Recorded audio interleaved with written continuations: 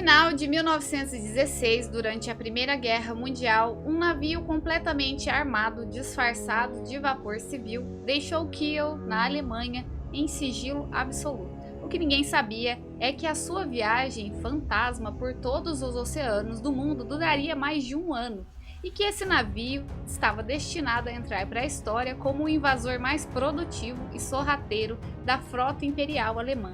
Se você ainda não é inscrito, já clica aí para se inscrever, assim você não perde nenhuma das histórias que rolam por aqui e são as mais incríveis viagens através do tempo. Meu nome é Vanessa Silva e a quem interessar, essa é a história que eu vou contar hoje.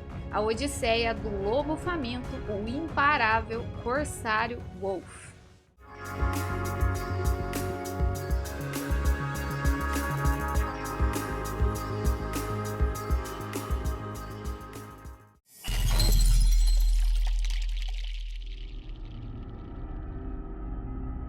O cargueiro inglês Wairuna, se afastando da ilha de Sunday, navegava de Auckland para São Francisco com a sua carga de lãs e peles.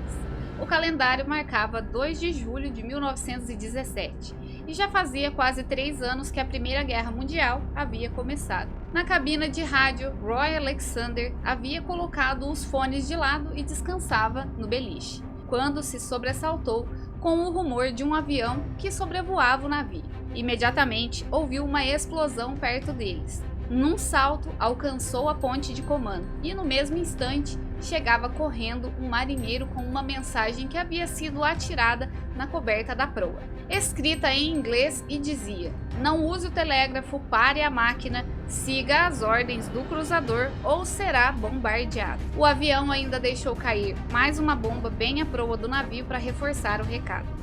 Era crítica a situação do Wairuna. A menos de 1,5 km estava um enorme navio com seus canhões contra eles. A operação de abordagem ia ter início. "Dê fim ao diário de bordo e não mexa no rádio", foram as instruções que recebeu do comandante. Roy rapidamente desceu e atirou os diários e códigos na fornalha e havia acabado justamente de jogar ao mar a maior parte do aparelho de transmissão quando entrou na cabina um oficial alemão. Vinha acompanhado de 2 marinheiros e empunhava um revólver. Mas foi delicado, cumprimentou Roy antes de pedir os papéis que ele estava tentando destruir. Não gostou nada ao perceber que os mais importantes já haviam desaparecido. Mas a tripulação foi calmamente reunida no salão e interrogada, até serviram chá que o oficial alemão aceitou tranquilamente. O navio foi tomado por homens armados estrategicamente posicionados. Depois do chá, a tripulação foi ordenada a passar para uma lancha que estava atracada no costado. Ao se aproximar do cruzador inimigo, tiveram a impressão de que não passava de um navio mercante comum, pintado de preto. Mas foi só mesmo mera impressão. Ao subir a escada de corda, puderam ver o navio com montes de homens, e só na coberta da popa havia 2 tubos lança-torpedos e 2 enormes canhões ocultos por trás de grandes chapas giratórias de aço. Foram despidos e revistados, banhados com água fria e antisséptico e depois encaminhados para a escotilha para a seção dos prisioneiros no porão. Já havia lá cerca de 100 homens de diversas nacionalidades e etnias, todos seminus naquele calor pegajoso. Tinham sido capturados e seus navios afundados no Oceano Índico nos últimos meses. Eles estavam a bordo do corsário Wolf, sob o comando do capitão Karl August Nerger, navio de guerra cuja existência as autoridades navais aliadas desconheciam. Uma combinação de lança-minas e corsário. Seu objetivo era atrair os navios de guerra aliados para as águas coloniais. Havia conseguido 6 meses antes escapulir-se do Báltico, furou o bloqueio britânico e estava no mar desde então, recolhendo cargas e mantimentos dos navios que aprisionava. Já haviam enchido de minas as águas da cidade do Cabo, Colombo e de Bombaim, mas ainda conservavam metade de sua carga de minas.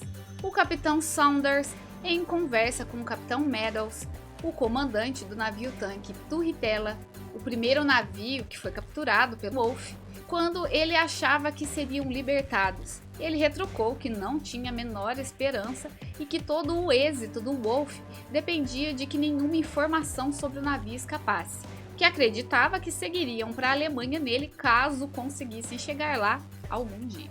A manhã seguinte foi um acordar estranho naquele porão apinhado de gente. No topo da escada, sentinelas guardavam as saídas.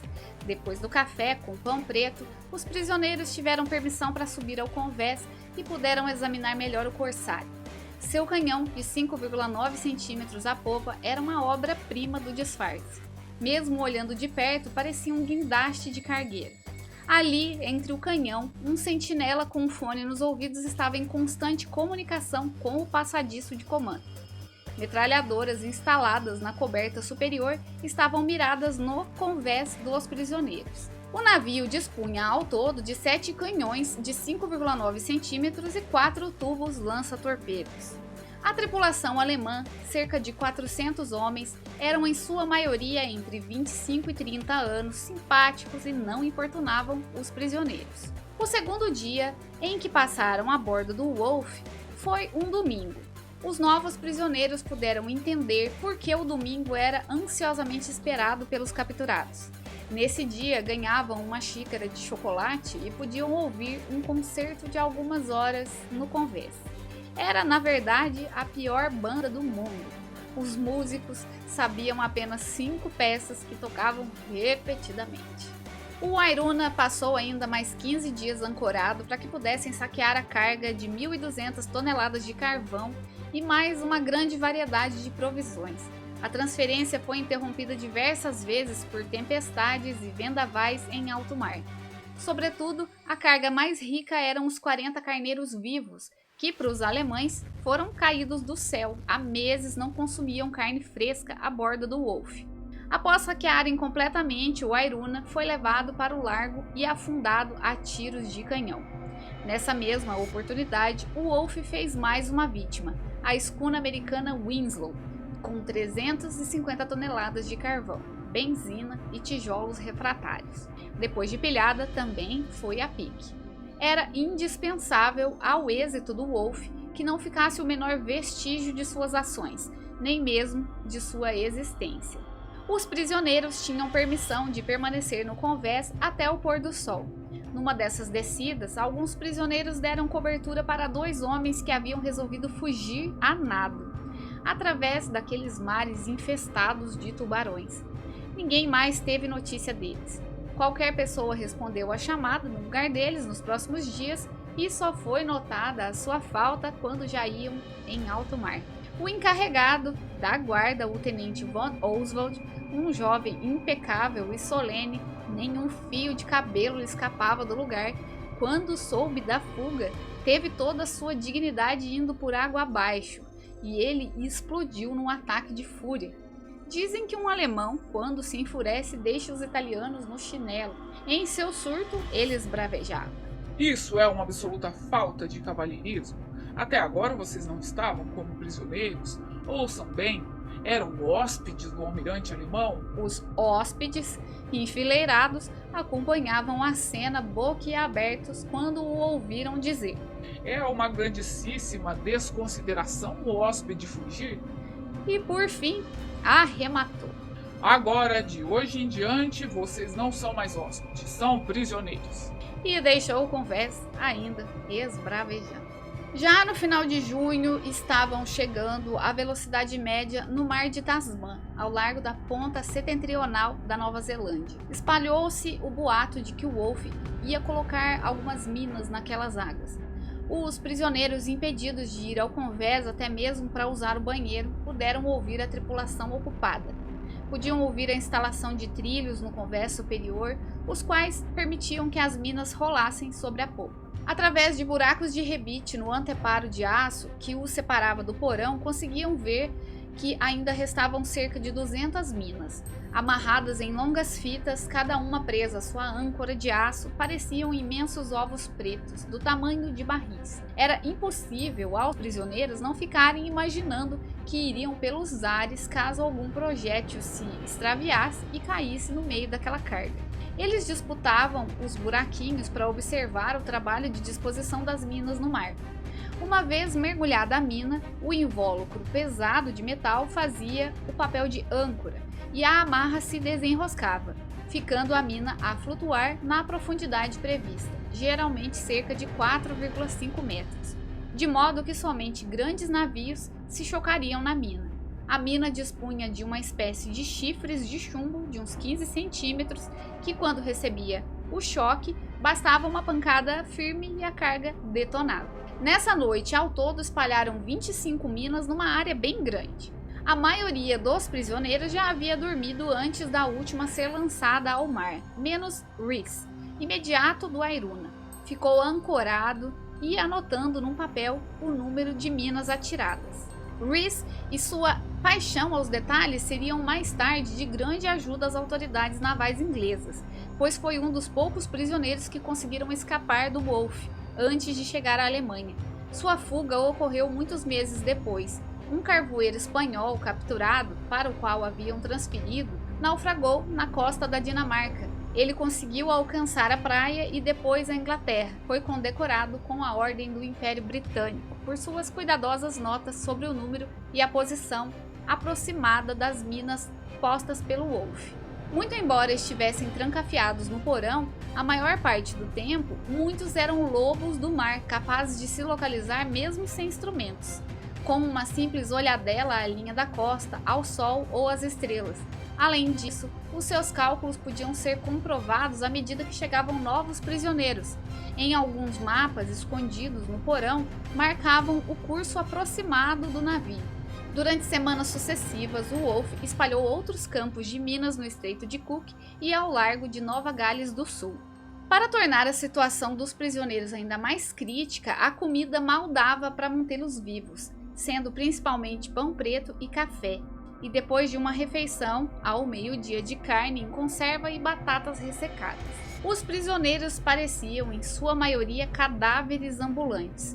Todos já estavam, por assim dizer, acostumados, mas considerando que eram uma mistura de culturas e etnias, muitos não eram disciplinados, o medo de uma rebelião era constante e, caso acontecesse, seria desastroso para os prisioneiros. Nesse meio tempo, a captura de um novo navio acabava sendo um evento, quase um alívio. Significava movimentação e novos prisioneiros com quem conversar. A 6 dias de Gabo, na rota Sydney-Suva, o Wolfe capturou um veleiro dos Estados Unidos de 3 mastros, o Beluga, numa viagem de São Francisco para Sydney. A carga era de benzina, que forneceu combustível ao avião do Wolfe durante meses. O comandante Nerger sempre permitia aos prisioneiros ver o afundamento dos navios. Assim, mostrava a eles que nada podiam fazer. Como o Beluga era de madeira, para não deixar rastros, Nerger decidiu por explodi-lo, e assim, torpedo após torpedo, atingiram o veleiro. Em pouco tempo, o resto da carga de benzina começou a escoar pelo navio, se espalhando inflamada pela superfície da água. A noite caiu rapidamente e o Beluga, em brasa fumegante, jazia num mar de fogo, uma das visões mais aterradoras que se podia ver. O Wolfe tratou de fugir dali imediatamente, pois aquele fogaréu era o bastante para atrair muita atenção, mesmo no meio do Pacífico. Com a chegada sucessiva de novos prisioneiros, o clima amistoso no porão acabou. Desapareceu aquela camaradagem que reinava quando a tripulação do Airuna havia chegado. A primeira briga foi por conta de uma cadeira, do capitão Saunders.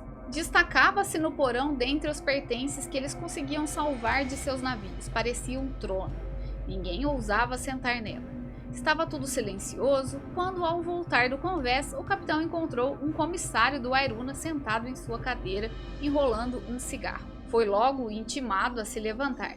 O moço soltou uma baforada de fumaça e retrucou que ali, sendo prisioneiros, eram todos iguais. Mal havia terminado de falar e o capitão o havia feito voar da cadeira e se estabacar no chão. O tenente von Oswald, ouvindo o alarido, correu ao porão para verificar o que estava acontecendo. Como os alemães levam muito em questão a hierarquia, para solucionar os problemas definiram que mesmo lá no porão de aprisionamento, oficiais de patente mais alta ficariam à frente, os de menor categoria na parte anterior e o resto dos inferiores ali pelo meio. E essa separação não foi apenas simbólica. Enviaram caixotes para separar os setores com paredes improvisadas. Conforme chegavam mais prisioneiros, iam se separando e criando novos setores. E logo o porão parecia uma cidade separada por bairros. 2 dias após o Beluga, capturaram outro navio dos Estados Unidos, o Encore. Levava um carregamento de pinho do Oregon e muita comida enlatada. O capitão Nerger ficou muito feliz porque, apesar da captura de combustível fosse a principal prioridade, estavam quase sem provisões e não havia porto ali no Pacífico Sul onde pudessem se reabastecer. O Wolf vagava como um navio fantasma cheio de almas penadas, vagabundeando sem rumo pelos mares. Nesse ponto, não tinham carvão suficiente para chegar a um porto sul-americano. Era urgente que o Wolf capturasse algum outro navio ou não poderia continuar navegando. As perspectivas eram sombrias para os prisioneiros e também para a tripulação. Por esse tempo no porão, o capitão Meadows havia aproveitado qualquer oportunidade de atirar ao mar garrafas contendo mensagens, onde descrevia o corsário e os navios por ele capturados. Soube mais tarde que a primeira informação recebida por um almirante britânico sobre o Wolf foi de uma daquelas mensagens. O dia 29 de julho já começou com uma atmosfera diferente. Veio a informação da partida do navio Matunga, que trazia 500 toneladas de carvão e precioso suprimento. Se houvessem preparado essa carga especialmente para o Wolf, não a teriam montado de maneira tão oportuna. Após capturarem o Matunga e chegarem ao porão os novos aprisionados, que ainda bem vestidos e nutridos, foi que os prisioneiros, se comparando aos recém-chegados, notaram o quanto estavam sofridos em sua aparência. Ancoraram próximo à linha do Equador para esvaziar a presa. Um lugar quente, repleto de mosquitos transmissores de malária. O lugar era lindo, mas a atmosfera era sufocante. Mesmo naquele calor infernal, eram obrigados a se enclausurar no porão os 200 homens naquela caixa de aço. Somando-se ao ambiente, o odor e o calor dos corpos suados, era espantoso conseguirem sobreviver ali. Mesmo assim, foram 13 dias seguidos até esvaziar a carga do Matunga e o corsário estar pronto novamente para voltar para alto mar. Nerger tomava agora o rumo de Singapura através do mar de Java, a fim de instalar o restante do lote de minas. A operação era tão audaciosa quanto insana. E por que isso? Porque ali em Singapura era a base naval de maior importância e o principal porto do Mar do Oriente. Praticamente todo o tráfico do Oriente se escoava através do apertado Estreito de Malaca, e por esse motivo a área era cuidadosamente patrulhada.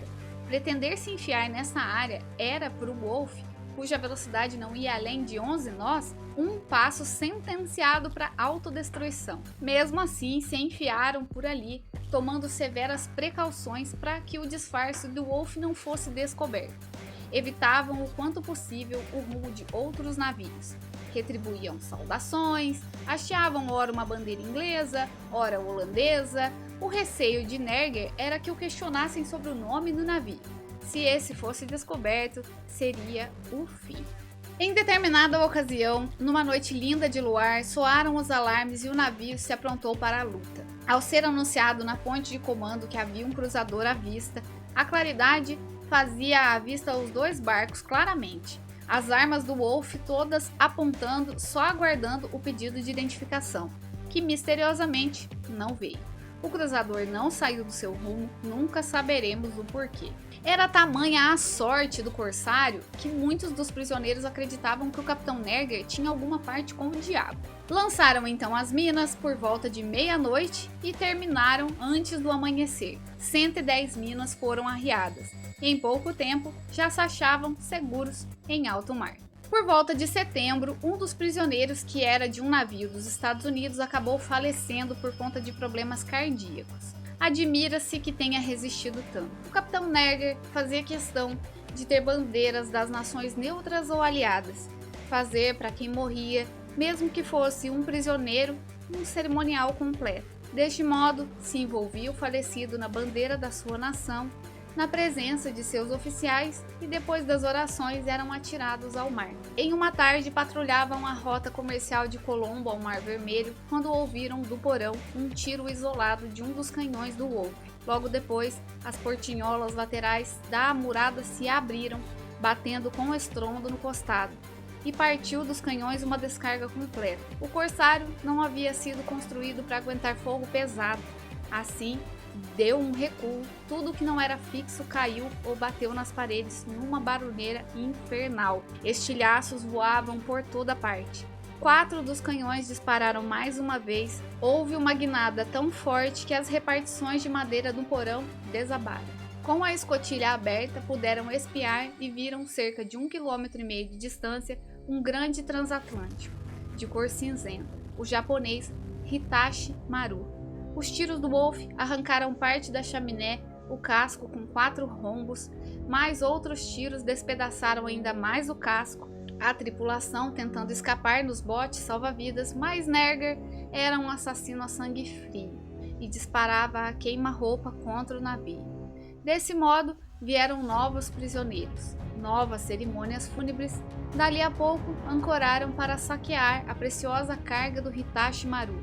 Mas era tamanha e tão valiosa, de sedas, lingotes de cobre, chá, borracha e milhares de latas de caranguejo e lagosta, que Nerger, ao invés de saque, optou por ordenar que o colocassem novamente em condições de navegação.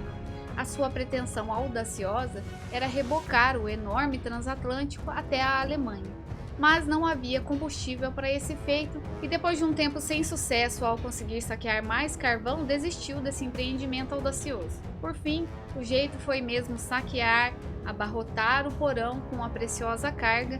Então, o Wolfe zarpou novamente, após afundar o Hitachi Maru. E nesse ponto, a carvoaria do Wolfe caminhava para o esgotamento. Eles tinham comida em abundância, embora o caranguejo no começo parecesse delicioso, comer só isso depois de um tempo passou a ser insuportável. Nesse meio tempo, ocorreu um incêndio num dos depósitos de carvão. Até poderia ser uma notícia de alívio, finalmente ver o corsário se consumir em chamas, mas ao invés disso lutaram bravamente contra as chamas até dominá-las. O tal corsário Wolfe parecia imbatível.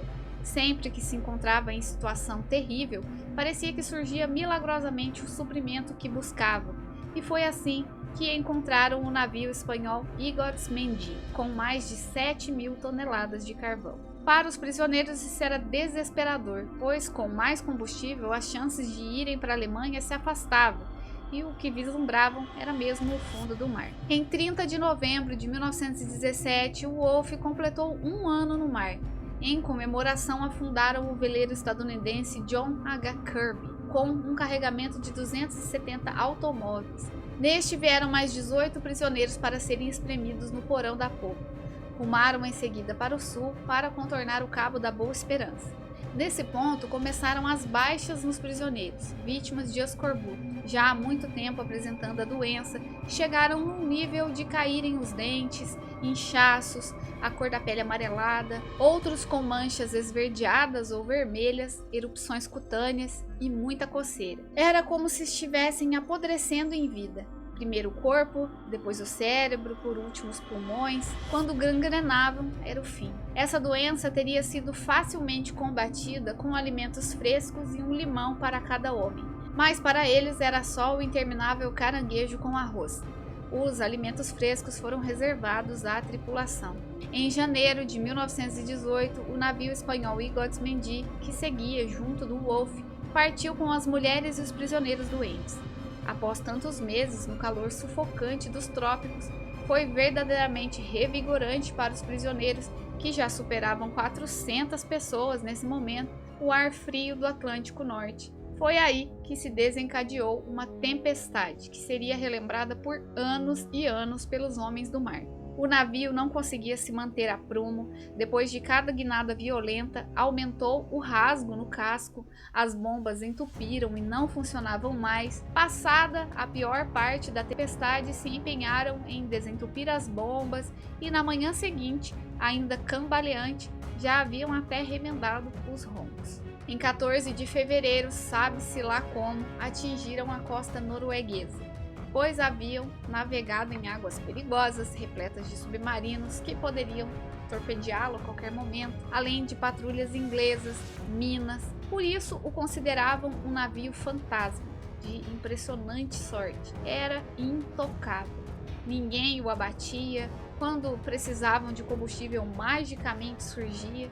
E foi assim que, em 17 de fevereiro de 1918, pela manhã, foi anunciado que o Wolf estava finalmente a salvo no Mar Báltico. Após isso, escoltado devidamente ancorado em Kiel, o Wolf foi repintado, esfregado e polido, o avião remodelado, a tripulação recebeu novos uniformes, o escorbuto dos prisioneiros foi liquidado em pouco tempo graças a ruibarbo e legumes frescos trazidos a bordo. No entanto, na Alemanha, nesse momento, os alimentos eram escassos, então os prisioneiros só consumiam isso. Acreditem se quiser, ainda tinha muita lata de caranguejo que foram descarregadas ali para a população local. Depois de todos esses preparativos, eles adentraram em 24 de fevereiro o porto de Kiel, na maior festa e honrarias, escolta de aviões, uma linha dupla de cruzadores encouraçados, destroyers e submarinos se formou para que o Wolf deslizasse lentamente por eles,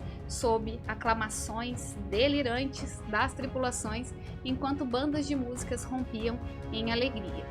Milhares de pessoas se alinhavam pela praia, milhares outras assistiam a tudo de outras embarcações, quando o corsário Wolf arriou a sua âncora em lugar de honra junto ao iate imperial Hohenzollern. Os barquinhos romperam o cordão e convergiam sobre ele uma tumultuada exaltação de boas-vindas. O comandante Nerger havia trazido seu navio após uma viagem de cerca de 103 mil quilômetros percorridos continuamente, sem aportar em local algum. Havia passado por todos os oceanos do mundo, capturou 14 navios, atraiu e desviou muitos cruzadores aliados para proteger os transportes das tropas coloniais e as rotas mercantes, e foi oficialmente atribuído ao Wolf o afundamento por minas ou por aprisionamento de 135 mil toneladas flutuantes. Não era de se esperar que os prisioneiros participassem dessa festa toda, mesmo que a assistissem. Tinham pela frente um futuro desconhecido num país inimigo. Ao lançar um último olhar para o Wolf, Roy Alexander, que nos conta essa história, algumas horas depois, quando passava por ele de lancha, compreendeu de repente que acabou adquirindo um respeito e admiração por aquele navio preto e bojudo. O pensamento sobre o Wolf era como se ele tivesse sido um tripulante e não um prisioneiro. Esse sentimento controverso de afeição tornou-se tão forte que, terminada a guerra, já na Austrália, Roy evitou de vê-lo quando voltou ao Pacífico sob a bandeira francesa, transformado num transatlântico sob o nome de Antinous. Preferiu guardar na memória a imagem que tinha dele, ancorado em Kiel em toda a sua dignidade e triunfo, correndo o mundo o rumor de seus feitos e os mais belos navios alemães enfileirados em sua honra. E aqui chegamos ao fim de mais uma história de guerra impressionante. As habilidades do Wolf em se infiltrar nos mares, perigosos ou não, atacar de surpresa antes de escapar rapidamente, é um testemunho de sua engenhosidade e estratégia bem planejadas. Essa história faz parte das 50 contidas no livro Catástrofes, Desastres e Aventuras que Comoveram o Mundo. É um livro de 1965, onde cada história é de um autor diferente, e todas são um conjunto das seleções da revista Reader's Digest. Não se esqueça de se inscrever, deixar o like e comentar o que achou dessa história. Também compartilhe com alguém que possa gostar do nosso conteúdo, que isso tudo nos ajuda demais. Confira também os vídeos curtos que agora postamos. Vou deixar na descrição do vídeo as informações sobre Roy Alexander, autor de A Bordo do Corsário Wolf, assim como as demais informações sobre o livro. Eu fico por aqui. uma ótima semana a todos e até a próxima história.